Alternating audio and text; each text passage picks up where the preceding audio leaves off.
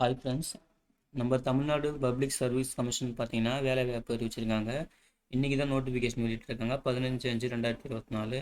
என்ன கேட்டகரி பார்த்தீங்கன்னா combined technical service examination CDSC அப்படின்னு சொல்லுவாங்க. இன்டர்வியூ போஸ்ட்டு, சரிங்களா? அதனை பற்றின விவரங்களை நம்ம டீட்டெயிலாக பார்க்கலாம். சரிங்களாங்க, பாருங்கள். ஃபஸ்ட்டு வந்து டேட்டு. இன்றைக்கி தான் வந்து நோட்டிஃபிகேஷன் வந்து அறிவிச்சிருக்காங்க. 15 மே 2024. இன்னிலேருந்தே நம்ம அப்ளை பண்ண ஸ்டார்ட் பண்ணலாம். எப்போ லாஸ்ட் டேட் அப்படின்னு பார்த்தீங்கன்னா ஜூன் மாதம், அடுத்த மாதம் 14ஆம் தேதியோட இந்த அப்ளிகேஷன் வந்து க்ளோஸ் ஆகுது. அதாவது நைட்டு 11:59 அந்த டைமுக்குள்ளே 14ஆம் தேதி ஜூன் மாதத்துக்குள்ளே அப்ளிகேஷன் வந்து அப்ளை பண்ணுறதுக்கு க்ளோஸ் ஆகுது. சப்போஸ் லாஸ்ட் டேட் வந்து க்ளோஸ் ஆகிடுச்சு, நீங்கள் அப்ளிகேஷன் ஏதாவது கரெக்ஷன் பண்ணணும் அப்படின்னு பார்த்தீங்கன்னா கரெக்ஷன் விண்டோ வந்து பார்த்தீங்கன்னா அதே ஜூன் மாதம் லாஸ்ட் டேட்டுக்கு அப்புறம் ஒரு 4 நாள் கழித்து 19 ஜூன்லேருந்து 21 ஜூன் வரைக்கும் டைம் தராங்க. ஒரு 3 நாள் டைம் தராங்க. அந்த 3 நாள் என்ன பண்ணலாம், நம்ம வந்து கரெக்ஷன் பண்ணிக்கலாம், சரிங்களா? அதுக்கப்புறம் date and time of examination. Paper 1க்கு வந்து பார்த்தீங்கன்னா சப்ஜெக்ட் என்னென்ன சப்ஜெக்ட்னு பாருங்கள். பேப்பர் 1ல் Tamil eligibility test, general studies, aptitude and mental ability test, இது 3 கவர் ஆகுது. இது வந்து பார்த்தீங்கன்னா ஜூலை மாதம் 28ஆம் தேதி வந்து பார்த்தீங்கன்னா எக்ஸாம் டேட்டு 28 ஜூலை 2024. டைம் வந்து பார்த்தீங்கன்னா 9:30 மணி, காலைல 9:00லேருந்து மதியம் 12:30 மணி வரைக்கும், சரிங்களா? 3 மணி நேரம் டைம். இதுக்கு வந்து பார்த்தீங்கன்னா எக்ஸாம் டைம் டியூரேஷன். அதே போல் பேப்பர் 2 வந்து பார்த்தீங்கன்னா சப்ஜெக்ட் பேப்பராக இருக்கும். அந்தந்த உங்கள் குவாலிஃபிகேஷன் என்னவோ அந்த குவாலிஃபிகேஷன் ஏற்ற மாதிரி சப்ஜெக்ட் பேப்பர்லேருந்து கொஷின் கேட்பாங்க, ஓகேங்களா? சப்ஜெக்ட் பேப்பர் 2 வந்து பார்த்தீங்கன்னா அதுக்கு எக்ஸாம் டேட் வந்து பார்த்தீங்கன்னா ஆகஸ்ட் மாதம் நடக்குது. 12 ஆகஸ்ட் 2024, 16 ஆகஸ்ட் 2024 வரைக்கும் நடக்குது. இந்த டேட்டில் வந்து பார்த்தீங்கன்னா இந்த 15 ஆகஸ்ட் மட்டும் இருக்காது. ஏன்னா அன்றைக்கி சுதந்திர தினம், சரிங்களா? அன்றைக்கி வந்து ஹாலிடே. அதனால் இந்த 15 ஆகஸ்ட் மட்டும் எக்ஸாம் நடக்காது. மற்றபடி 12 ஆகஸ்ட்லேருந்து 16 ஆகஸ்ட், 12, 13, 14, 16 இந்த 4 நாள் வந்து பார்த்தீங்கன்னா எக்ஸாம் வந்து இருக்கும். 15 மட்டும் இருக்காது அப்படின்னு சொல்லியிருக்காங்க, சரிங்களா? அந்த டேட் நோட் பண்ணிக்கோங்க. உங்கள் சப்ஜெக்ட் என்னென்ன சப்ஜெக்ட் சொல்லிட்டு இங்கே நோட் பண்ணியிருப்பாங்க, அதையும் நோட் பண்ணிங்க. பேசிக்ஸ் ஆஃப் இன்ஜினியரிங்லேருந்து இங்கே பாருங்கள் எக்கனாமிக்ஸ், லா அப்படின்னு சொல்லிட்டு சைக்காலஜி வரைக்கும் கொடுத்துருக்காங்க. சப்ஜெக்ட் வந்து நோட் பண்ணிக்கோங்க, ஓகேங்களா? டேட்டு நோட் பண்ணிக்கோங்க. 12 ஆகஸ்ட்லேருந்து 16 ஆகஸ்ட்டு, 15 ஆகஸ்ட் மட்டும் எக்ஸாம் இருக்காது, ஓகேங்களா? அதுக்கப்புறம் அப்ளை பண்ணுறது ஃபுல்லாக ஆன்லைன் மோட். நம்மளுக்கு தெரியும் டிஎன்பிசினாலே ஃபஸ்ட்டு ஒன் டைம் ரிஜிஸ்ட்ரேஷன் பண்ணணும். அப்புறம் ஆன்லைன் அப்ளிகேஷன் அப்ளை பண்ணலாம். கரெக்ஷன் விண்டோ பற்றி சொல்லியாச்சு. 19 ஜூன்லேருந்து 21 ஜூன் வரைக்கும் டைம் தராங்க, சரிங்களா? அப்புறம் அப்ளை பண்ணும்போதே கரெக்டாக உங்கள் எஜுகேஷன் குவாலிஃபிகேஷன் என்னவோ அதுக்கேற்ற மாதிரி என்ன பண்ணணும், நம்ம சப்ஜெக்ட் பேப்பரை வந்து சூஸ் பண்ணணும் எக்ஸாமுக்கு, ஓகேங்களா? அதுதாங்க சொல்கிறாங்க சப்ஜெக்ட் பேப்பர் ஆப்ஷன் சொல்லிட்டு சொல்லியிருக்காங்க, ஓகேங்களா? அப்ளை பண்ணும்போதே உங்கள் சப்ஜெக்ட் பேப்பர்னாவோ கரெக்டாக வந்து உங்கள் எஜுகேஷன் குவாலிஃபிகேஷன் ஏற்ற மாதிரி சூஸ் பண்ணிக்கோங்க அப்படின்னு சொல்கிறாங்க. அப்புறம் எக்ஸாம் டைம் அப்போ என்னென்ன ஐட்டம்ஸ்லாம் பேண்டு அப்படின்னு சொல்கிறாங்க. அப்புறம் ஜாப் ஸ்கேம் பற்றி சொல்லியிருக்காங்க, வார்னிங் சொல்லிட்டு. இந்த ஜாபில் வந்து பியூர்லி மெரிட் பேசிஸ் தான், இதில் எந்த விதமான ஜாப் ஸ்கேமும் கிடையாது அப்படின்னு சொல்கிறாங்க.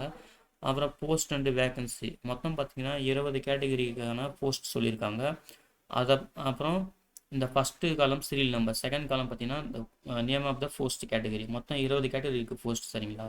அப்புறம் போஸ்ட் கோடு, அந்த போஸ்ட்டுக்கான கோடு. அப்புறம் அது என்ன டிபார்ட்மெண்ட்டில் வருது, எந்த சர்வீஸில் வருது. அப்புறம் வேகன்சி இப்படி கம்யூனிட்டி கேட்டகரி வைஸாக டிஸ்ட்ரிபியூட் ஆகிருக்கு, ஓகேங்களா? அப்புறம் டோட்டல் நம்பர் ஆஃப் வேகன்சி. அப்புறம் என்ன பே ஸ்கேல் லெவல் அப்படின்னு சொல்லிட்டு இந்த டேபிளில் வந்து சொல்லியிருக்காங்க. ஒன்று ஒன்றா பார்க்கலாம். ஃபஸ்ட்டு வந்து பார்த்தீங்கன்னா college director of physical education and sports in government law colleges, ஓகேங்களா? இது வந்து பார்த்தீங்கன்னா தமிழ்நாடு லீகல் எஜுகேஷனல் சர்வீஸில் இந்த டிபார்ட்மெண்ட்டில் வருது. இதுக்கு மொத்தம் பார்த்தீங்கன்னா 12 வேகன்சி சொல்லியிருக்காங்க. 12 வேகன்சியும் பார்த்தீங்கன்னா இத்தனை கேஸ்ட் வைஸாக வந்து டிஸ்ட்ரிபியூட் ஆகுது. நீங்கள் எந்த கேஸ்ட்டில் வரீங்கன்னு செக் பண்ணிவிட்டு பாருங்கள், ஓகேங்களா? அதுக்கப்புறம் செகண்ட் ஒன்று பார்த்தீங்கன்னா மேனேஜர் கிரேட் 3 லீகல். இது வந்து பார்த்தீங்கன்னா தமிழ்நாடு இண்டஸ்ட்ரியல் இன்வெஸ்ட்மெண்ட் கார்பரேஷனில் வருது. மொத்தம் 2 வேகன்சி தான், சரிங்களா? அதுக்கான கம்யூனிட்டி கேட்டகரி கொடுத்துருக்காங்க. அப்புறம் சீனியர் ஆஃபீஸர் லீகல், அதுக்கு வந்து பார்த்தீங்கன்னா மொத்தம் 9 வேகன்சி. இதுவும் தமிழ்நாடு இண்டஸ்ட்ரியல் இன்வெஸ்ட்மெண்ட் கார்பரேஷனில் வருது. கம்யூனிட்டி கேட்டகரி வைஸ் தான் எப்படி வேகன்சி இந்த 9 வேகன்சியும் பிரியுதுன்றது சொல்கிறாங்க. அப்புறம் அசிஸ்டன்ட் மேனேஜர் லீகல், இதுக்கு வந்து பார்த்தீங்கன்னா டிரான்ஸ்போர்ட் கார்பரேஷனில் வருது, சரிங்களா? டிரான்ஸ்போர்ட் கார்பரேஷனில் வருது. கும்பகோணம், கோயம்புத்தூர். கும்பகோணத்துக்கு பார்த்தீங்கன்னா 3 வேகன்சி, கோயம்புத்தூருக்கு பார்த்தீங்கன்னா 2 வேகன்சி, திருநெல்வேலிக்கு 2 வேகன்சி, விழுப்புரம் 2 வேகன்சி, சேலம் வந்து 2 வேகன்சி, மதுரை 2 வேகன்சி, சென்னை வந்து 1 வேகன்சி சொல்லிட்டு டிரான்ஸ்போர்ட் கார்பரேஷன் வந்து பார்த்தீங்கன்னா இத்தனை வேகன்சி சொல்லியிருக்காங்க. மொத்தம் பார்த்தீங்கன்னா 2, 4, 8, 10, 13, 14 வேகன்சி சொல்லியிருக்காங்க. அசிஸ்டன்ட் மேனேஜர் லீகல் டிரான்ஸ்போர்ட் கார்பரேஷனுக்கு வந்து பார்த்தீங்கன்னா லொக்கேஷன் வைஸு மொத்தம் 14 வேகன்சி. அந்த வேகன்சிலாம் கம்யூனிட்டி வைஸாக அப்படி பிரிச்சிருக்காங்க. சரிங்களா, அந்த கம்யூனிட்டியை செக் பண்ணிக்கோங்க. அப்புறம் அசிஸ்டன்ட் மேனேஜர் லீகல் அடுத்தது பார்த்தீங்கன்னா இதுனா state industry promotion corporation of Tamil Nadu, அதாவது சிப்காட் சொல்லுவோம்ல, தொழிற்சாலை சிப்காட்டு. அங்கே வந்து பார்த்தீங்கன்னா 2 வேகன்சி இருக்குது. அதில் அசிஸ்டன்ட் மேனேஜர் போஸ்ட் 2 வேகன்சி, எஸ்சிக்கு 1, எம்பிசிக்கு 1 சொல்லிட்டு பிரியுது. ஓகேங்களா. அப்புறம் தமிழ் ரிப்போர்ட்டர் வந்து பார்த்தீங்கன்னா தமிழ்நாடு லெஜிஸ்லேட்டிவ் அந்த சர்வீஸில் வருது. மொத்தம் 5 வேகன்சி தமிழ் ரிப்போர்ட்டருக்கு. இதில் கேஸ்ட் வைஸாக சொல்லியிருக்காங்க. 5 கேட்டகரி சொல்லியிருக்காங்க. 5 கேட்டகரிக்குமே ஒரு கேட்டகரிக்கு ஒரு வேகன்சி. சரிங்களா. அப்புறம் இங்கிலீஷ் ரிப்போர்ட்டருக்கும் 5 வேகன்சி. இதில் வந்து பார்த்தீங்கன்னா கம்யூனிட்டி வைஸாக அப்படி பிரிச்சிருக்காங்க. அதையும் செக் பண்ணிக்கோங்க. ஓகேங்களா. அப்புறம் அக்கௌண்ட்ஸ் ஆஃபீஸருக்கு வந்து பார்த்தீங்கன்னா கிளாஸ் 3 அது வந்து பார்த்தீங்கன்னா ஒரு வேகன்சி தான். தமிழ்நாடு ஸ்டேட்டு சர்வீஸில் வருது. ஓகேங்களா. இதில் எஸ்சிக்கு மட்டும்தான், எஸ்சி உமனுக்கு மட்டும்தான் அந்த ஒரு வேகன்சி சொல்லியிருக்காங்க. ஓகேங்களா. அப்புறம் accounts officer Tamil Nadu industrial development corporation டிட்கோன்னு சொல்லுவோம். அதுக்கு வந்து பார்த்தீங்கன்னா 3 வேகன்சி. இந்த 3 கேட்டகரிக்கு எஸ்சி, எம்பிசி, பிசிக்கு அவங்களுக்கு பார்த்தீங்கன்னா அந்த 3 கேட்டகரிக்கு ஒரு வேகன்சி. இதில் எம்பிசி, பிசிக்கு உமன் கேட்டகரி மட்டும் சொல்லியிருக்காங்க. ஓகேங்களா. அதையும் பார்த்துக்கங்க. அசிஸ்டன்ட் மேனேஜர் அக்கௌண்ட்ஸ் வந்து பார்த்தீங்கன்னா டிரான்ஸ்போர்ட் கார்பரேஷனில், அதே டிரான்ஸ்போர்ட் கார்பரேஷனில் அக்கௌண்ட்ஸு. சரிங்களா. சரிங்களா. அதே டிரான்ஸ்போர்ட் கார்பரேஷனில் அக்கௌண்ட்ஸ் டிபார்ட்மெண்ட் அசிஸ்டன்ட் மேனேஜர் பார்த்தீங்கன்னா லொக்கேஷன் வைஸ் கும்பகோணத்துக்கு 3 வேகன்சி, கோயம்புத்தூரில் 2 வேகன்சி, திருநெல்வேலி 2 வேகன்சி, விழுப்புரத்தில் 2 வேகன்சி சொல்லிட்டு கம்யூனிட்டி வைஸாக சொல்லியிருக்காங்க. அதையும் நோட் பண்ணிக்கோங்க. சரிங்களா. நெக்ஸ்ட்டு அதில் பார்த்தீங்கன்னா சேலம் 2 வேகன்சி, மதுரையில் 3 வேகன்சி, சென்னையில் 2 வேகன்சி, அகைன் சென்னை எம்டிசியில் 2 வேகன்சி சொல்லிட்டு லொக்கேஷன் வைஸ் சொல்லியிருக்காங்க. அதுலேயும் கம்யூனிட்டி கேட்டகரி நான் பார்த்துட்டு செக் பண்ணி அப்ளை பண்ணுங்கள். ஓகேங்களா. அப்புறம் டெபுட்டி மேனேஜர் அக்கௌண்ட்ஸ் அதுக்கு வந்து பார்த்தீங்கன்னா Tamil Nadu corporation development of women அந்த சர்வீஸில் வருது. அதுக்கு வந்து பார்த்தீங்கன்னா ஒரே வேகன்சி தான், அது ஜென்ரல் கேட்டகரியில். சரிங்களா. அப்புறம் அசிஸ்டன்ட் மேனேஜர் ஃபினான்ஸு அது வந்து பார்த்தீங்கன்னா சிப்காட்டு அந்த அந்த டிபார்ட்மெண்ட்டில் வருது. அதுக்கு ஒரு வேகன்சி, பிசிக்கு மட்டும்தான் உமன். அப்புறம் அசிஸ்டன்ட் ஜென்ரல் மேனேஜர் பார்த்தீங்கன்னா அதுக்கு ஒரு வேகன்சி, அதுவும் சிப்காட்டில் தான் வருது. அது ஜிடி, அதுவும் உமன், ஜென்ரலுக்கு உமன் கேட்டகரி. அப்புறம் 14வது பார்த்தீங்கன்னா assistant director of agriculture extension, இது அக்ரிகல்ச்சர் சர்வீஸ் டிபார்ட்மெண்ட்டில் வருது. இதுக்கு 6 வேகன்சி. ஸோ கம்யூனிட்டி வைஸாக 6 வேகன்சி வந்து 6 கேட்டகரி கொடுத்துருக்காங்க. ஒரு வேகன்சின்னு சொல்லிட்டு 6 கேட்டகரி 6 வேகன்சி. அப்புறம் 15 assistant director of agriculture extension, இது அக்ரிகல்ச்சர் சர்வீஸில் வருது. இது பார்த்தீங்கன்னா அதே தான் 6 வேகன்சி சொன்னதே மாதிரி சொல்லிட்டேன். Sorry friends.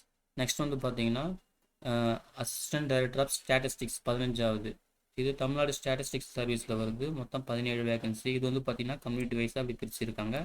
நீங்கள் எந்த கம்யூனிட்டியில் வரீங்கன்னு பாருங்கள். சரிங்களா.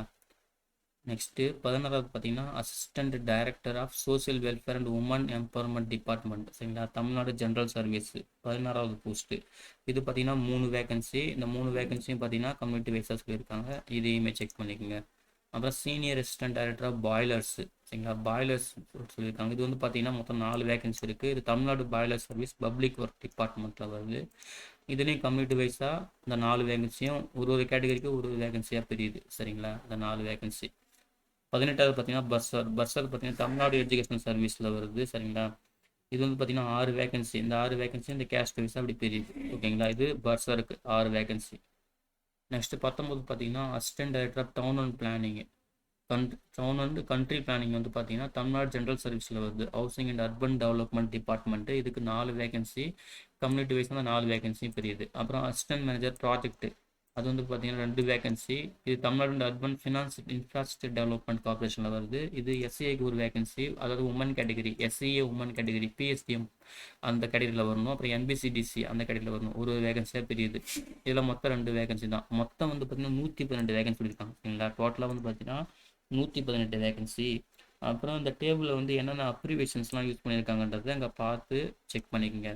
சரிங்களா. கேஸ்ட்டுக்கு வந்து என்ன ஷார்ட் ஃபார்ம் இருக்குது, அப்புறம் இந்த ஜாபுக்கெலாம் என்னென்ன ஷார்ட் ஃபார்ம் யூஸ் பண்ணியிருக்காங்கன்னு சொல்லிட்டு இந்த அப்ரிவேஷன்ஸ் செக் பண்ணிக்கோங்க உங்களுக்கு டவுட் இருந்துச்சுன்னா. சரிங்களா. அப்புறம் சப்போஸ் இது வந்து பார்த்திங்கன்னா இந்த வேகன்சிலாம் டென்டேட்டிவ் தான். சப்போஸ் அதில் ஏதாவது மாடிஃபிகேஷன் இருந்துச்சுன்னா அதுக்கேற்ற மாதிரி என்ன பண்ணுவாங்கன்னா கேண்டிடேட் செலக்ட் பண்ணுறதுக்கான மாடிஃபிகேஷன், அதாவது அதையும் ரிவைஸ் பண்ணுற மாதிரி இருக்கும் அப்படின்னு சொல்லியிருக்காங்க. ஓகேங்களா.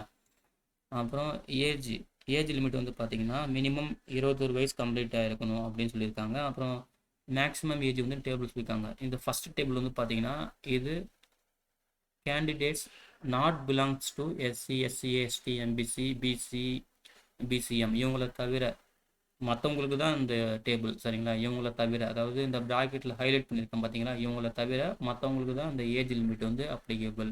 இதில் வந்து பார்த்தீங்கன்னா போஸ்ட் வைஸ் சொல்லியிருக்காங்க. போஸ்ட் வைஸில் மேக்ஸிமம் ஏஜ் அப்படின்னு சொல்லியிருக்காங்க. அப்புறம் அதில் வந்து பார்த்தீங்கன்னா physically challenger person, ex service man, destitute widow அவங்களுக்கு வந்து பார்த்தீங்கன்னா என்ன ஏஜ் லிமிட் இருக்கணும் அப்படின்றது அங்கே சொல்லியிருக்காங்க. இது வந்து பார்த்தீங்கன்னா இந்த SC, SCA, ST, MBC, BC, BCM இவங்களுக்கு கிடையாது. இவங்களை தவிர்த்து மற்றவங்களுக்கு தான். அதுலேயும் post wise maximum age limit வந்து எவ்வளோ இருக்கணும். இந்த மேக்ஸிமம் ஏஜ் லிமிட்லேயும் அப்புறம் பார்த்தோன்னா அதில் ஃபிசிக்கல் சேலஞ்சர் பர்சனுக்கும் ஏஜ் லிமிட் வந்து மாற்றிருக்காங்க. அப்புறம் எக்ஸ் சர்வீஸ் மேனுக்கும் ஏஜ் லிமிட் வேறு சொல்லியிருக்காங்க. அப்புறம் டெஸ்டிடியூட் விடோ அவங்களுக்கும் ஏஜ் லிமிட் சொல்லியிருக்காங்க. அதே போல் இதில் என்ஏ இருக்குது பார்த்தீங்களா, இந்த என்ஏ, இந்த என்ஏனா ஒன்றும் இல்லை, அவங்க வந்து இந்த போஸ்ட்டுக்கு வந்து நாட் அப்ளிகேபிள்னு அர்த்தம். இங்கே பாருங்கள், இந்த இருக்குது பார்த்தீங்களா, என்ஏ நாட் அப்ளிகேபிள்.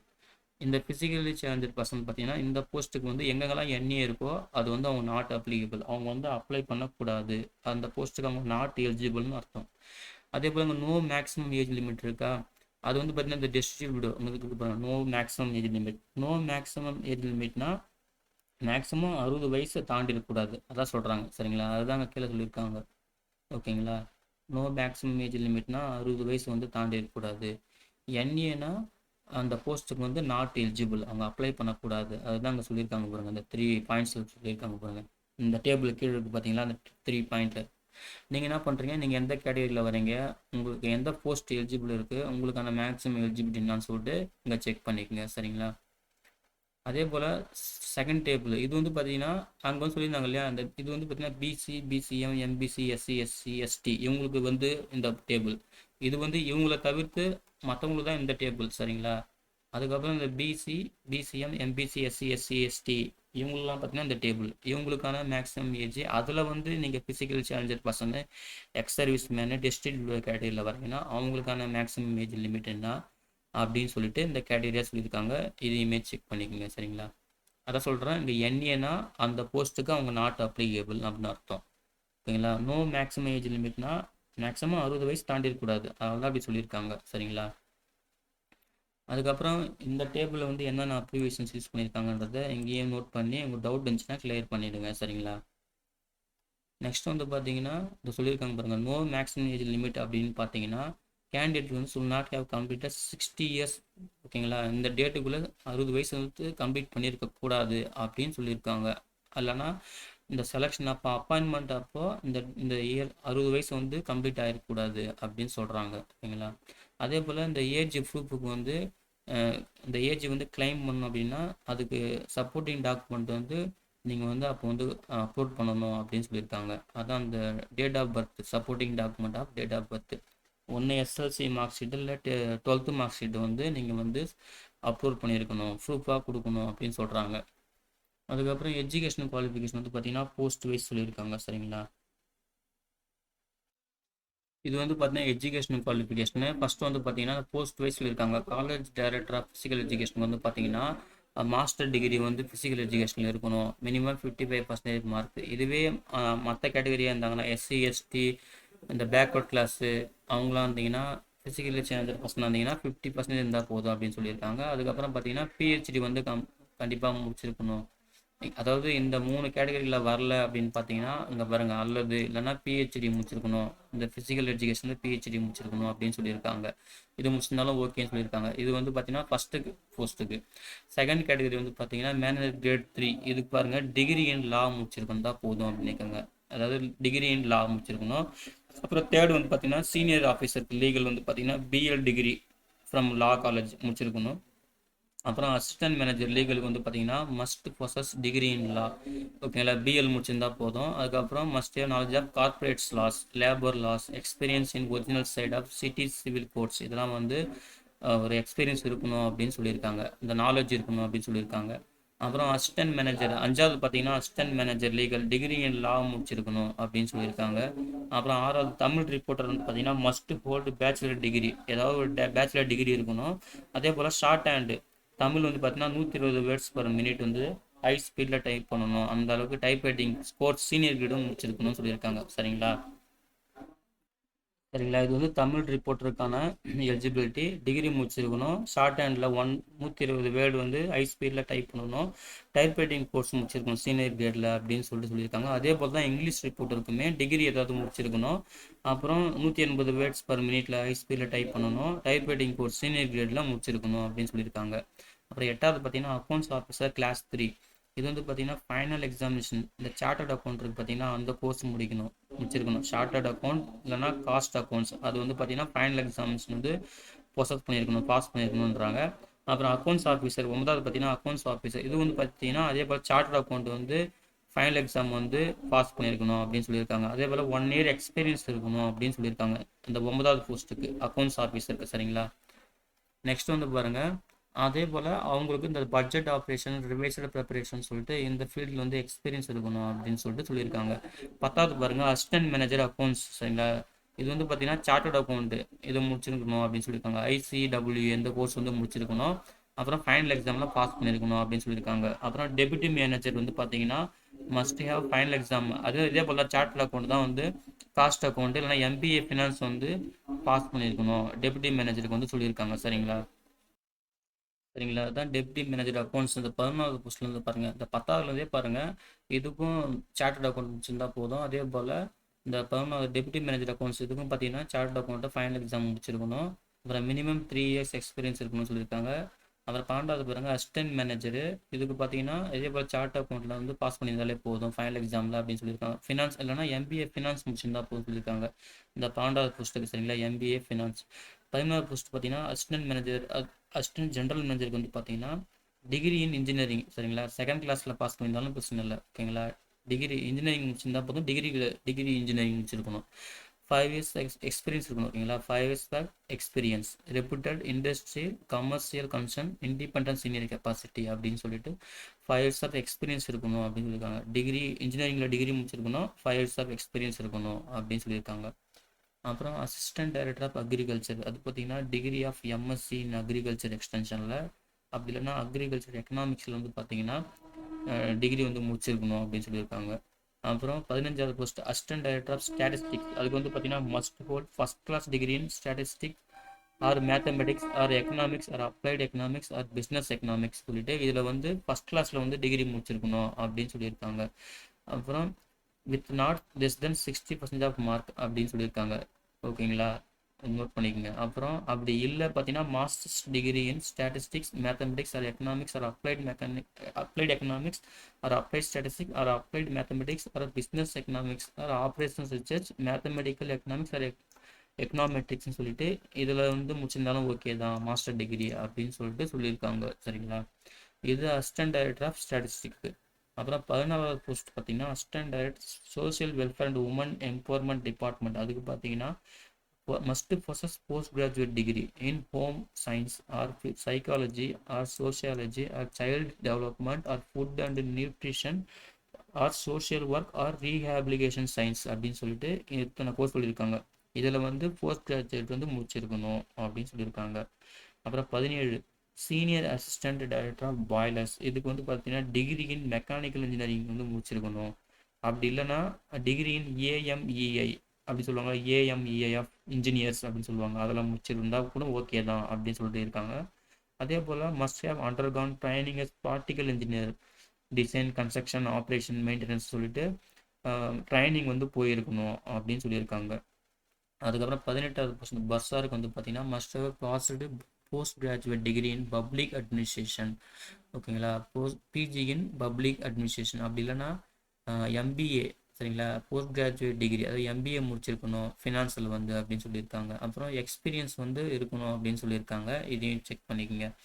அப்புறம் assistant director town and country planning வந்து பார்த்தீங்கன்னா PG வந்து பார்த்தீங்கன்னா town and city or urban or housing இல்லைன்னா country or rural infrastructure regional or transport or environment பிளானிங்கில் வந்து பார்த்தீங்கன்னா முடிச்சிருக்கணும் PG வந்து அப்படின்னு சொல்லியிருக்காங்க.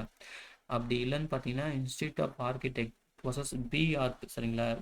BArch சொல்லுவாங்க பார்த்தீங்கன்னா ஆர்கிடெக்ட் கோர்ஸ் அதை முடிச்சிருந்தா கூட ஓகே தான் அப்படின்னு சொல்லியிருக்காங்க. அப்படி இல்லைன்னா BE சிவில் படிச்சிருந்தாலும் ஓகே இல்லைன்னா ஹைவே படிச்சிருந்தாலும் ஓகே அப்படின்னு சொல்லியிருக்காங்க. சரிங்களா.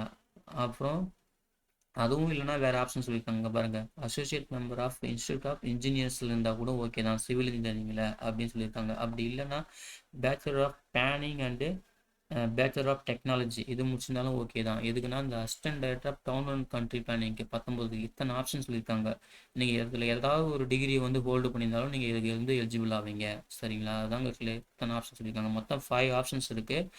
இதை கரெக்டாக பார்த்துட்டு நீங்கள் எந்த குவாலிஃபிகேஷன் இருக்கோ அதுக்கு அப்ளை பண்ணுங்கள். சரிங்களா, பார்த்துட்டு அப்புறம் 20வது போஸ்ட், கடைசி போஸ்ட் வந்து பார்த்தீங்கன்னா அசிஸ்டன்ட் மேனேஜர் ப்ராஜெக்ட். இதுக்கு வந்து பார்த்தீங்கன்னா சிவில் இன்ஜினியரிங் முடிச்சிருந்தாலே போதும், டிகிரி சிவில் இன்ஜினியரிங் முடிச்சிருந்தா போதும் அப்படின்னு சொல்லியிருக்காங்க.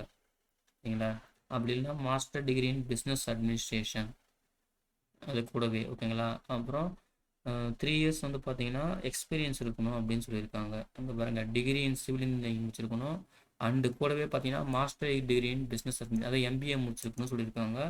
அப்புறம் பார்த்தீங்கன்னா 3 இயர்ஸ் வந்து எக்ஸ்பீரியன்ஸ் கேட்குறாங்க அசிஸ்டன்ட் மேனேஜர் ப்ராஜெக்ட்.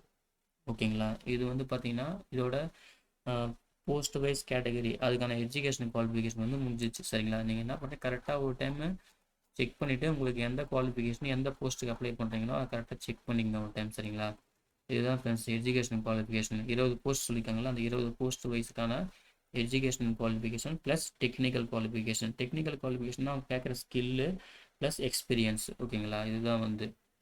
அப்புறம் சப்போர்ட்டிங் டாக்குமெண்ட்ஸு உங்களுக்கு எந்த எஜுகேஷன் குவாலிஃபிகேஷன் அதை பேஸ் பண்ணி, டெக்னிக்கல் குவாலிஃபிகேஷன் பேஸ் பண்ணி, எக்ஸ்பீரியன்ஸ் பேஸ் பண்ணி என்ன டாக்குமெண்ட்லாம் இருக்கணும் அப்லோட் பண்ணணும்னு சொல்கிறாங்க பாருங்கள். SLC, 10th 12th diploma degree, PG degree, internet PG degree, PhD டிகிரின்னு சொல்லிட்டு நீங்கள் எந்த குவாலிஃபிகேஷனில் வரீங்க, உங்களுக்கு என்ன டெக்னிக்கல் ஸ்கில்ஸ் இருக்குது, எக்ஸ்பீரியன்ஸ் இருக்குது, அதை பேஸ் பண்ணி என்ன பண்ணணும், இந்த டாக்குமெண்ட்ஸ்லாம் நீங்கள் வந்து சப்மிட் பண்ணணும் அப்படின்னு சொல்லியிருக்காங்க. இதுதான் சப்போர்ட்டிங் டாக்குமெண்ட்ஸு. அதுக்கப்புறம் candidates claiming experience should upload experience certificate format available annexure 5.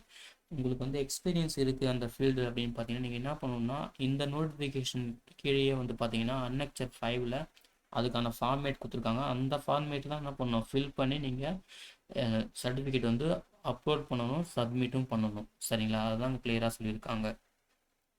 Next வந்து பார்த்தீங்கன்னா இந்த அதாவது யாரெல்லாம் வந்து இந்த போஸ்ட்டுக்கு வந்து அப்ளை பண்ணுறீங்களோ assistant director of town and country planning அவங்களுக்கு வந்து பார்த்தீங்கன்னா விஷுவல் ஆக்டிவிட்டி ஸ்டாண்டர்ட் 3 வந்து அந்த மெடிக்கல் அண்ட் ஃபிசிக்கல் ஸ்டாண்டர்ட்ஸ் வந்து செக் பண்ணிக்கணும்னு சொல்கிறாங்க. ஓகேங்களா, அதாவது assistant director of town and country பிளானிங்க்கு வந்து அப்ளை பண்ணுறவங்க, அந்த போஸ்ட்டுக்கு அப்ளை பண்ணுறவங்க ஸ்டாண்டர்ட் 3 ஆர் பெட்டராக அந்த மெடிக்கல் அண்ட் ஃபிசிக்கல் ஸ்டாண்டர்ட் இருக்கணும். அதே போல் post of assistant director of town and country பிளானிங்க்கு இந்த ஸ்டாண்டர்ட் 2 ஆர் பெட்டர் அதுவும் ஓகே தான் அப்படின்னு சொல்லியிருக்காங்க. அந்த ஸ்டாண்டர்ட் வந்து இதில் கொடுத்துருக்காங்க, அதை செக் பண்ணிக்கணும். சரிங்களா, அப்புறம் நாலேஜ் இன் தமிழ்.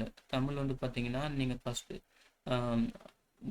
10th இல்லை 12th என்ன பண்ணணும், நம்ம தமிழ் சப்ஜெக்ட் வந்து தமிழ் மீடியம் படிச்சிருக்கணும், அது தமிழில் வந்து ஒரு சப்ஜெக்டாக படிச்சிருக்கணும் அப்படின்னு சொல்லியிருக்காங்க. ஓகேங்களா,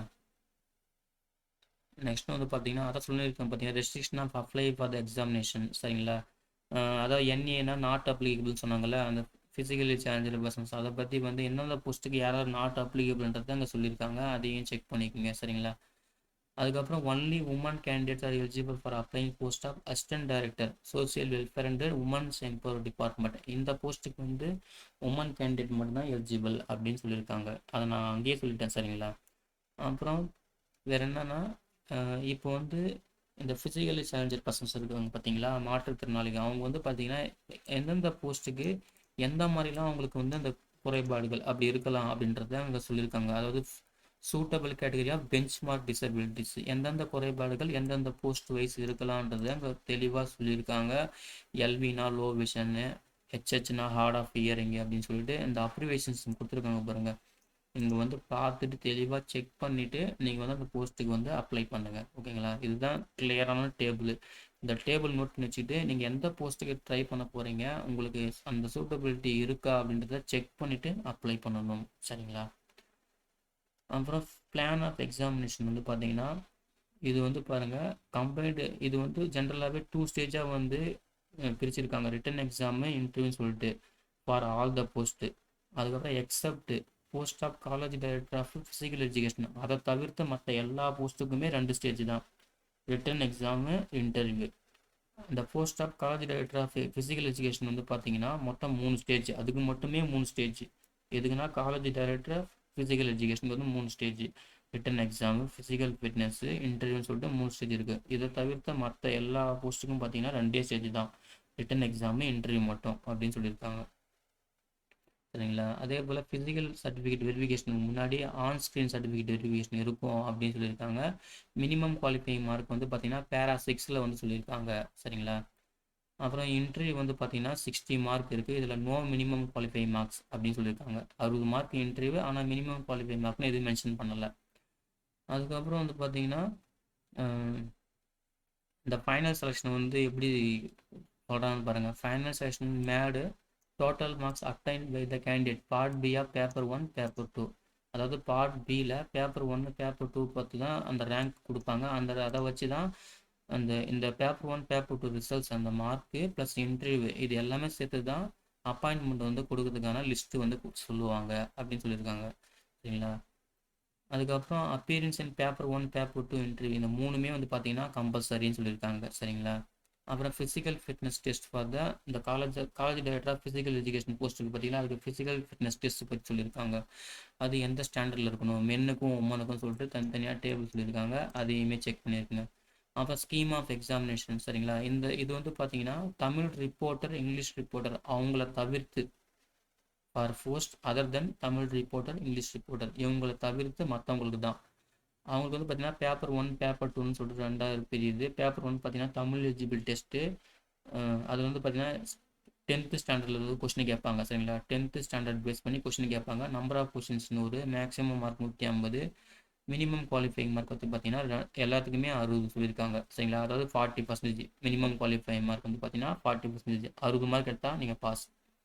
பார்ட் பி வந்து பார்த்தீங்கன்னா general studies, aptitude and mental ability test. சரிங்களா? இது வந்து ஜென்ரல் ஸ்டடீஸ் பார்த்தீங்கன்னா டிகிரி ஸ்டாண்டர்டில் இருக்கும். ஆப்டிடியூட் பார்த்தீங்கன்னா 10th ஸ்டாண்டர்டில் இருக்கும். டிகிரி ஸ்டாண்டர்டில் ஜென்ரல் ஸ்டடீஸ் 75 கொஸ்டின், ஆப்டிடியூட் பார்த்தீங்கன்னா 25 கொஸ்டின். சரிங்களா? மொத்தம் டூரேஷன் பார்த்தீங்கன்னா எல்லாமே சேர்த்து இந்த பேப்பர் 1 பார்த்தீங்கன்னா 3 hours. சரிங்களா? பார்ட் ஏக்கு 150, பார்ட் பிக்கு 150 மார்க்கு, மொத்தம் 300 மார்க் எக்ஸாம். சரிங்களா? அதாவது பேப்பர் 1 மட்டும் சொல்கிறேன். இந்த 300 மார்க் நம்ம எவ்வளோ எடுத்துருக்கணும் அப்படின்னு சொல்கிறாங்க. எவ்வளோனா மினிமம், அதாவது பார்ட் ஏல மட்டும் 60 மார்க் எடுத்துருக்கணும். தமிழ் எலிஜிபிள் டெஸ்ட்டில் 150க்கு 60 இருக்கணும் அப்படின்னு சொல்லியிருக்காங்க. இந்த பார்ட் பியும் இந்த பேப்பர் 2வும் கம்பைண்டாக இங்கே சொல்லியிருக்காங்க. நல்லா புரிஞ்சுங்க. பேப்பர் 1ல் பார்ட் ஏக்கு மட்டும் 150 மார்க் பார்த்தீங்களா? இந்த பார்ட் ஏ பார்ட் பி காமனாக நடக்கும் எக்ஸாமு. 150 தனித்தனியாக மொத்தம் 300 மார்க் நடக்கும். ஆனால் ஒன்றா தான் நடக்கும். ஆனால் இந்த ஃபஸ்ட்டு இந்த பார்ட் ஏ தமிழ் எலிஜிபிள் டெஸ்ட்டுக்கு பார்த்தீங்களா அதுக்கு மட்டும் 60 மார்க் ஃபஸ்ட்டு எடுத்துருக்கணும். இந்த பார்ட் பி இந்த 150 மார்க்கு, இந்த 300 மார்க்கு, இந்த பேப்பர் 2 சப்ஜெக்ட் பேப்பருக்கு பார்த்தீங்களா நீங்கள் எந்த குவாலிஃபிகேஷனோ அந்த சப்ஜெக்ட் பேப்பர் அதை பேஸ் பண்ணி கொஸ்டின் கேட்பாங்க. அது வந்து பார்த்தீங்கன்னா மொத்தம் 200 மார்க்கு. சரிங்களா? இந்த 200 இதில் மேக்ஸிமம் மார்க் வந்து பார்த்தீங்கன்னா number of question 200, maximum mark 300. இந்த 300 மார்க்கு இந்த 150 மார்க் மொத்தம் எத்தனை 450 மார்க்கா? இந்த 450 மார்க் வந்து பார்த்தீங்கன்னா இதில் இந்த எஸ்சி எஸ்டி எம்பிசி பிசி இவங்களுக்கு 135 மினிமம் குவாலிஃபை மார்க்கு, அதர்ஸ்க்கு பார்த்தீங்கன்னா 180 மினிமம் குவாலிஃபை மார்க் சொல்லியிருக்காங்க. சரிங்களா? இங்கே என்ன சொல்கிறாங்கன்னா ஃபஸ்ட்டு நீங்கள் தமிழ் எலிஜிபிலிட்டிஸில் மினிமம் 40% மார்க் வாங்கியே ஆகணும். அதாவது 60 மார்க் வந்து வாங்கி 150க்கு 60 மார்க் எடுக்கணும். இதில் 150க்கு 60 மார்க் எடுக்கலை அப்படின்னா நீங்கள் வந்து உங்களது அடுத்தடுத்த பேப்பரை வந்து திருத்தவே மாட்டாங்க, வேல்யூவேட் பண்ண மாட்டாங்க. அதுதாங்க தெளிவாக சொல்கிறாங்க. சரிங்களா? நீங்கள் தமிழ் எலிஜிபிலிட்டிஸில் பாஸ் பண்ணிட்டீங்க, 60 மார்க் வாங்கிட்டீங்கன்னா அதுக்கப்புறம் இந்த பார்ட் பியில் 150, இந்த பேப்பர் 2ல் 300, மொத்தம் 450 பார்த்தீங்களா? இதுக்கு கட் ஆஃப். இது எஸ்சி எஸ்டி இந்த கம்யூனிட்டிக்கு பார்த்தீங்கன்னா 135, இந்த கேட்டகரி 180. ஓகேங்களா? இந்த கட் ஆஃப் வந்து இதில் ஆட் ஆகும். சரிங்களா? மொத்தமாக 510 மார்க்கு.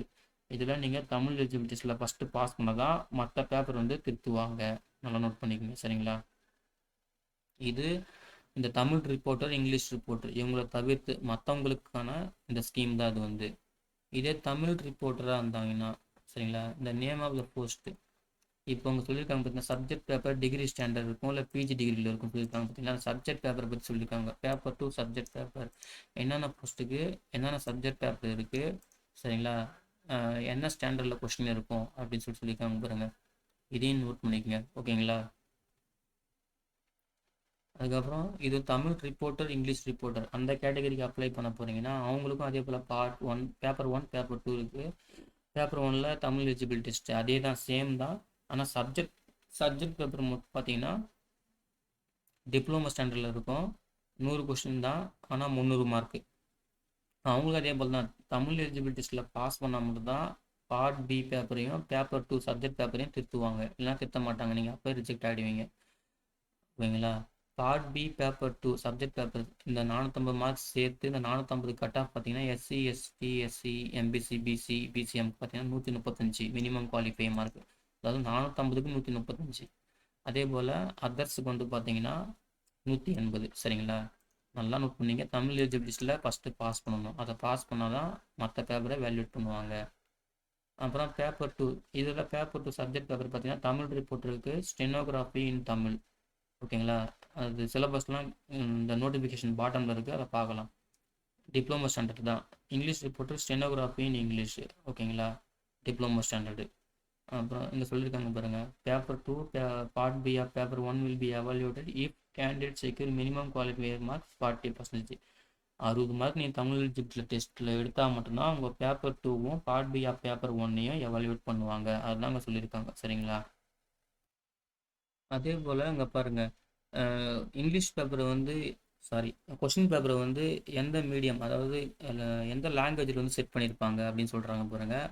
அதாவது question paper for part paper 2 subject paper physical education, financial and cost accountancy, agriculture, basics of engineering, town and country planning வந்து பார்த்தீங்கன்னா இங்கிலீஷில் மட்டும்தான் கொஷின் செட் பண்ணியிருப்பாங்க. இங்கிலீஷ் லாங்குவேஜில் மட்டும்தான் கொஷின் செட் பண்ணியிருப்பாங்க.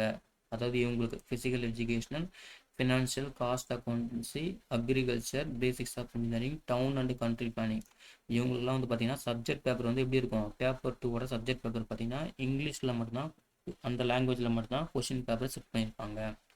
அப்புறம் ஸ்டெனோகிராஃபி தமிழ் வந்து தமிழில் இருக்கும், ஸ்டெனோகிராஃபி இங்கிலீஷில் வந்து இங்கிலீஷில் இருக்கும் அப்படின்னு சொல்கிறாங்க. அப்புறம் அதை தவிர்த்து மற்ற எல்லா சப்ஜெக்ட் பேப்பரும் வந்து பார்த்தீங்கன்னா இங்கிலீஷ்லேயும் இருக்கும், தமிழ்லேயும் இருக்கும். சரிங்களா? அதாவது பேப்பர் சப்ஜெக்ட் பேப்பர்ஸ் இருக்குது பார்த்தீங்களா, இதுக்கு அது வந்து பார்த்தீங்கன்னா இந்த ஃபஸ்ட் சொல்லியிருக்காங்க பாருங்கள், ஃபிசிக்கல் எஜுகேஷன்லேருந்து இந்த பேப்பர்லாம் இதை தவிர்த்து மற்ற எல்லா சப்ஜெக்ட் பேப்பரும் வந்து பார்த்தீங்கன்னா கொஷின் பேப்பரை வந்து இங்கிலீஷ்லேயும் இருக்கும், தமிழ்லேயும் செட் பண்ணுவாங்க. சரிங்களா? இங்கிலீஷ்லேயும் செட் பண்ணியிருப்பாங்க, தமிழ்லேயும் செட் பண்ணியிருப்பாங்க கொஷின் பேப்பர் வந்து. அதே போல் questions in part B of paper 1, அதே போல் பார்ட் பியில் பேப்பர் 1 பார்த்தீங்களா, அதுவுமே வந்து பார்த்தீங்கன்னா இங்கிலீஷ்லேயும் இருக்கும், தமிழ்லேயும் இருக்கும். ஓகேங்களா? சப்ஜெக்ட் பேப்பர் வந்து நல்லா நோட் பண்ணிக்கோங்க. இந்த ஃபிசிக்கல் எஜுகேஷன் வந்து இந்த டவுன் அண்ட் கண்ட்ரி பிளானிங் வரைக்கும் இங்கிலீஷில் மட்டும்தான் இருக்கும். அதே போல் ஸ்டெனோகிராஃபி தமிழில் இருக்கும், ஸ்டெனோகிராஃபி இங்கிலீஷில் இருக்கும். மற்ற எல்லா சப்ஜெக்ட் பேப்பரும் பார்த்தீங்கன்னா இங்கிலீஷ்லேயும் இருக்கும், தமிழ்லேயும் கொஸ்டின் பேப்பரும் செட் பண்ணுவாங்க. அதே போல் பேப்பர் 1 பார்ட் பியில் பேப்பர் 1 பார்த்தீங்கன்னா இங்கிலீஷ் தமிழ் செட் பண்ணுவாங்க, 2 லாங்குவேஜில் செட் பண்ணியிருப்பாங்க. ஓகேங்களா? அதே போல் மாற்றுத்திறனாளி ஃபிசிக்கல் சேலஞ்சர் பர்சன் பார்த்தீங்கன்னா அவங்க வந்து பார்ட் ஏ, அதாவது தமிழ் எலிஜிபிள் டெஸ்ட்டு வந்து விலக்கு வந்து அளிக்கப்படலாம். அவங்க வந்து கரெக்டாக டாக்குமெண்ட் ப்ரொவைட் பண்ணியிருந்தால் மட்டும் அப்படின்னு சொல்லியிருக்காங்க. எக்ஸாம் டைப் வந்து பார்த்தீங்கன்னா ஃபுல்லாக அப்ஜெக்டிவ் டைப் கொஷின் தான். மோட் ஆஃப் எக்ஸாம் வந்து பார்த்தீங்கன்னா கம்ப்யூட்டர் பேஸ்டு டெஸ்ட் சிபிடி. ஓகேங்களா? அது மெத்தட் தான் இருக்கும் அப்படின்னு சொல்லிக்கிறாங்க. சரிங்களா? நெக்ஸ்ட்டு வந்து பார்த்தீங்கன்னா இது ரிசர்வேஷன் பற்றி சொல்லியிருக்காங்க. நெக்ஸ்ட்டு முக்கியமான விஷயம், அது அப்ளை பண்ணுறது நமக்கு தெரியும், ஒன் டைம் ரிஜிஸ்ட்ரேஷன் பண்ணுறது. அப்புறம் ஒன் டைம் ரிஜிஸ்ட்ரேஷன் வந்து எப்படி பண்ணுறது டீட்டெயில் கொடுத்துருக்காங்க. அப்புறம் ஆன்லைன் அப்ளிகேஷன் வந்து ஃபோட்டோகிராஃப் சைஸ்லாம் எப்படி இருக்குன்னு சொல்லியிருக்காங்க. இது ஆல்ரெடி டிஎன்பிசி சொல்கிற விஷயம் தான். அப்புறம் எக்ஸாம் சென்டர் பார்த்தீங்கன்னா 38 டிஸ்ட்ரிக்ட் வைஸ் வந்து சொல்லியிருக்காங்க. உங்களுக்கு எது வந்து தோதுவாக இருக்கோ அந்த டிஸ்ட்ரிக்ட் செலக்ட் பண்ணிக்கோங்க. சரிங்களா? அதுக்கப்புறம் அப்ளிகேஷன் சப்மிட் பண்ணுற மாதிரி கரெக்டாக பார்த்துங்க சொல்லியிருக்காங்க. அப்புறம் எக்ஸாம் ஃபீஸ் வந்து பார்த்தீங்கன்னா 200 இருக்கும். அதே போல் டிஎன்பிசினாலே சில கேட்டகரிக்கு வந்து பார்த்தீங்கன்னா எக்ஸாம் ஃபீஸ் இருக்காது, அவங்களுக்கு அந்த ஃபீ வந்து எக்ஸ்டென்ஷன் வந்து கிளைம் ஆகும் அப்படின்னு சொல்லியிருக்காங்க. ஆனால் எக்ஸாம் ஃபீஸ் எவ்வளோ, 200. சரிங்களா? அப்புறம் ஃபீ பேமெண்ட் ஆன்லைனில் தான் பே பண்ணணும்.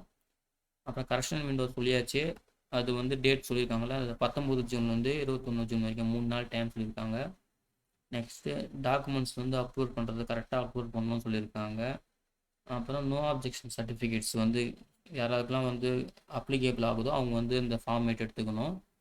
அப்புறம் பார்த்தீங்கன்னா X serviceman criteria, next physically challenger person அவங்களுக்கான டீட்டெயில்ஸு, அவங்களுக்கான சர்டிஃபிகேட் ஃபார்மேட்டு. சரிங்களா? இதெல்லாம் கொடுத்துருக்காங்க. இதெல்லாம் வந்து அவங்களுக்கான சர்டிஃபிகேட் ஃபார்மேட்டு. இதெல்லாம் உங்கள் பிரிண்ட் அவுட் எடுத்து ஃபில் பண்ணி கரெக்டாக ப்ரொவைட் பண்ணணும். அப்புறம் டெஸ்டிடியூட் விடோக்கான சர்டிஃபிகேட் ஃபார்மேட் சொல்லியிருக்காங்க. நெக்ஸ்ட் தமிழ் மீடியம் படிச்சிருந்தீங்கன்னா அவங்களுக்கான சர்டிஃபிகேட் ஃபார்மேட்டு, சரிங்களா. அப்புறம் பேக்வர்ட் கிளாஸஸ்ஸு, அப்புறம் ரிசர்வேஷன் பற்றி, சரிங்களா. எந்தெந்த கேஸ்ட்டுக்கு எவ்வளோ வந்து ரிசர்வேஷன் பர்சன்டேஜ் ஒதுக்கி இருக்கு எஸ்சி, எஸ்சி, எஸ்டிக்கு அப்படின்னு சொல்லிட்டு. அப்புறம் பிசி, எம்பிசி, எம்பிசிடிசி இவங்களுக்குலாம் பார்த்தீங்கன்னா எவ்வளோ பர்சன்டேஜ் வந்து வேகன்சி ஒதுக்கி இருக்குன்றத சொல்லியிருக்காங்க, சரிங்களா. நெக்ஸ்ட் வந்து உமன்ஸுக்கு வந்து பார்த்தீங்கன்னா எவ்வளோ ரிசர்வேஷன் வேகன்சி ஒதுக்கி இருக்குது. அப்புறம் டிரான்ஸ்ஜெண்டருக்கு வந்து ஐடி கார்டு வந்து இந்த தமிழ்நாடு டிரான்ஸ்ஜெண்டர் வெல்ஃபேர் போர்டில் வந்து ஐடி கார்டு கண்டிப்பாக வச்சுருக்கணும். அப்போ தான் அவங்கள அப்ளை பண்ண முடியும்னு சொல்லியிருக்காங்க, ஓகேங்களா. அப்புறம் இது வந்து பார்த்தீங்கன்னா சிலபஸ், இதுக்கப்புறம் சிலபஸ் பார்த்தீங்கன்னா தமிழ் எலிஜிபிள் டெஸ்ட்டுக்கு வந்து 10th ஸ்டாண்டர்டில் வந்து சிலபஸ் இருக்கும் அப்படின்னு சிலபஸ் டீட்டெயில்ஸ் டாபிக் வைஸ் கொடுத்துருக்காங்க, அதை நோட் பண்ணிக்கோங்க, சரிங்களா. நெக்ஸ்ட் வந்து பார்த்தீங்கன்னா ஜென்ரல் ஸ்டடீஸில் ஜென்ரல் சயின்ஸு கரண்ட் ஈவெண்ட்ஸ் சொல்லிட்டு இந்த சிலபஸ் டீட்டெயில்ஸ் கொடுத்துருக்காங்க, அதையுமே பார்த்துங்க. ஜென்ரல் ஸ்டடீஸ் வந்து பார்த்தீங்கன்னா டிகிரி ஸ்டாண்டர்டில் பேஸ் பண்ணி தான் இருக்கும். இந்த சிலபஸ் கோடுமே சப்ஜெக்ட் கோடுமே கொடுத்துருக்காங்க, அப்புறம் நோட் பண்ணிக்கோங்க, சரிங்களா. சப்ஜெக்ட் கோடு பாருங்க 003. ஸோ இதெல்லாம் நோட் பண்ணிவிட்டு படிங்க. அப்புறம் இது வந்து பார்த்தீங்கன்னா சப்ஜெக்ட் பேப்பர் 2 சப்ஜெக்ட் பேப்பர், ஒரு சப்ஜெக்ட் அந்த டிபார்ட்மெண்ட்டுக்கும் ஃபிசிக்கல் எஜுகேஷனுக்கான சிலபஸ் சப்ஜெக்ட் கோடு 356. அதுபோல் உங்களுக்கு என்ன குவாலிஃபிகேஷனு, நீங்கள் எந்த சப்ஜெக்ட் பேப்பர் எழுத போகிறீங்கன்னு சொல்லிட்டு அந்த கோட் நோட் பண்ணிக்கோங்க, சப்ஜெக்ட் கோடு. இது ரொம்ப ரொம்ப முக்கியம். அப்புறம் உங்களுக்கான சிலபஸ் டாபிக் வந்து நோட் பண்ணி படிங்க. இப்போ லா, சரிங்களா, லாக்கான சிலபஸ்ஸு. நெக்ஸ்ட் வந்து பார்த்தீங்கன்னா இது போல் அந்த 20 கேட்டகரி அதில் எந்தெந்த குவாலிஃபிகேஷன் எந்தெந்த எஜுகேஷன் குவாலிஃபிகேஷன் வருதோ எல்லா சிலபஸும் கொடுத்துருக்காங்க. அக்ரிகல்ச்சரு, சரிங்களா, ஸ்டாட்டிஸ்டிக்ஸு, இது போல் எல்லா சிலபஸும் இதில் கொடுத்துருக்காங்க, ஓகேங்களா. இதெல்லாம் பார்த்து நோட் பண்ணிவிட்டு எடுத்து வச்சுட்டு படிங்க, ஓகேங்களா.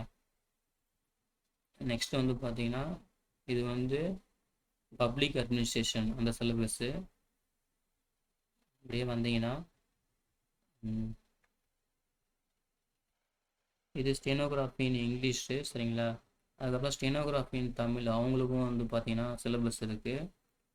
நெக்ஸ்ட்டு வந்து இது வந்து பார்த்தீங்கன்னா சர்டிஃபிகேட் ஃபார்மேட்டு, அதாவது டிஃப்ரெண்ட் ஏபிள் பர்சன்ஸ்க்கான சர்டிஃபிகேட் ஃபார்மேட் சொல்லியிருக்காங்க. அப்புறம் எக்ஸ்பீரியன்ஸ் சர்டிஃபிகேட் ஃபார்மேட் சொல்லியிருந்தாங்க இல்லையா. உங்களுக்கு எக்ஸ்பீரியன்ஸ் இருந்துச்சுன்னா அன்னக்சர் 5ல் வந்து பார்த்துருக்காங்கல்ல, இதுதான் அன்னக்சர் 5. நீங்கள் எந்த டிபார்ட்மெண்ட் போஸ்ட்டுக்கு அப்ளை பண்ணுறீங்க அதுக்கான எக்ஸ்பீரியன்ஸ் சர்டிஃபிகேட் தனித்தனியாக சொல்லியிருக்காங்க. கரெக்டாக நோட் பண்ணிவிட்டு டவுன்லோட் பண்ணி பிரிண்ட் அவுட் எடுத்து இதை தான் நீங்கள் ஃபில் பண்ணி அப்லோட் பண்ணணும், சப்மிட் பண்ணணும், சரிங்களா. அங்கே பாருங்கள் அந்தந்த போஸ்ட் வைஸு அந்த ஃபார்மேட் வந்து மாறும், சரிங்களா. இதையும் நோட் பண்ணிக்கோங்க. அவ்வளோதான் ஃப்ரெண்ட்ஸ், மொத்தம் 119 பேஜ் இருக்குது, ஓகேங்களா. அவ்வளோதான் ஃப்ரெண்ட்ஸ். ஸோ முக்கியமான விஷயம் நீங்கள் என்ன பண்ணுறீங்க, ஒரு ரஃப் ஷீட் எடுத்து கரெக்டாக டாப் டு பாட்டம் நோட்டிஃபிகேஷன் நான் ஹைலைட் பண்ணியிருக்கேன், நீங்கள் பார்த்துட்டு டாப் டு பாட்டம் உங்களுக்கு நீங்கள் எந்த போஸ்ட்டுக்கு அப்ளை பண்ண போகிறீங்க, எந்த வேகன்சி உங்களுக்கு அந்த போஸ்ட்டில் உங்கள் கம்யூனிட்டி கேட்டகரி இருக்கா அப்படின்னு செக் பண்ணிவிட்டு ஒரு ரஃப் ஷீட்டில் நோட் பண்ணிவிட்டு தெளிவாக பார்த்துட்டு அதுக்கப்புறம் அப்ளை பண்ண ட்ரை பண்ணுங்கள், சரிங்களா. இன்னிலேருந்தே அப்ளை பண்ணலாம். லாஸ்ட் டேட் வந்து பார்த்தீங்கன்னா அடுத்த மாதம் ஜூன் மாதம் 14ஆம் தேதி லாஸ்ட் டேட், ஓகேங்களா. ஓகே ஃப்ரெண்ட்ஸ், இந்த தகவலாம் உங்களுக்கு பயனுள்ளதாக இருக்கும்னு நம்புகிறேன் ஃப்ரெண்ட்ஸ். இந்த வீடியோ பிடிச்சிருந்தால் லைக் பண்ணுங்கள், மறக்காமல் உங்கள் ஃப்ரெண்ட்ஸுக்கு ஷேர் பண்ணுங்கள், அவங்களுக்குமே யூஸ்ஃபுல்லாக இருக்கும், சரிங்களா. தேங்க்யூ.